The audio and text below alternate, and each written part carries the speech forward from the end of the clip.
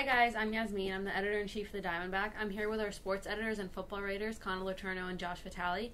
We're here to recap this weekend's 31-21 loss against number 8 West Virginia. So Connor, why do you think the Terps came up short this weekend? I think it really came down to mistakes, particularly on offense. Anytime you're playing a top 10 opponent on the road, you really need to be mistake-free, and the Terps definitely weren't.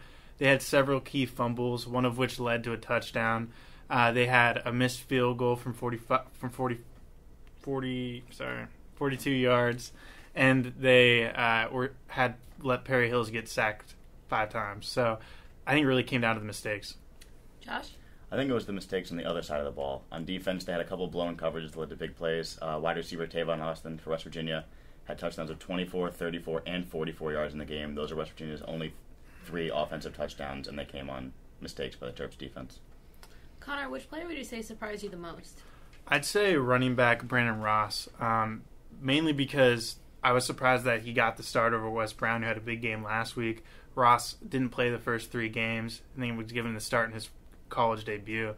And then not only did he start, but he played a lot. He had 20 rushing attempts, which was more than anyone else by a lot, and he was struggling most of the game. He only had a 2.6 yard carry average, so I was kind of disappointed and shocked that he played as much as he did.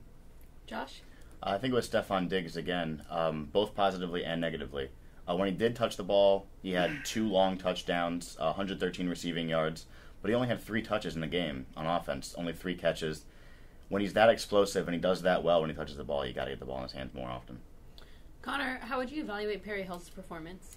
Overall, I thought it was extremely impressive. I mean, just being able to bounce back from his struggles earlier in the year to come out on the road in a really tough environment at West Virginia to put together the kind of numbers he was able to put together. Very impressive. He finished with 305 yards, 3 touchdowns, and that's including being sacked 5 times. At one point, he even had to leave the game because he lost his breath. So, very resilient effort from him.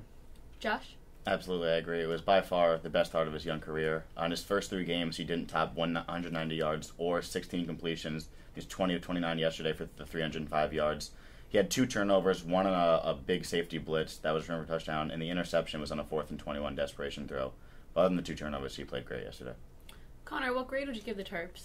Overall, I'd have to give them a B+, because just from the simple fact that they were 4 touchdown underdogs going into the game and they only lost by 10 points, and they had a very realistic shot of winning the game until the final minutes of the game. So that was very impressive to me. The only reason I'm not giving them an A is because of all the mistakes. Josh? I think I actually would give him that A-. If not for 2 fumbles, Perry Hills, that was returned for touchdown, Marcus Leak, wide receiver at the end of the game, I think they have a shot to win the game at the end. They only lose by 10, and those 2 fumbles were the key to the game. So I think it's an A- for them this week. Thanks for joining us. There's no game this weekend, so check back next week.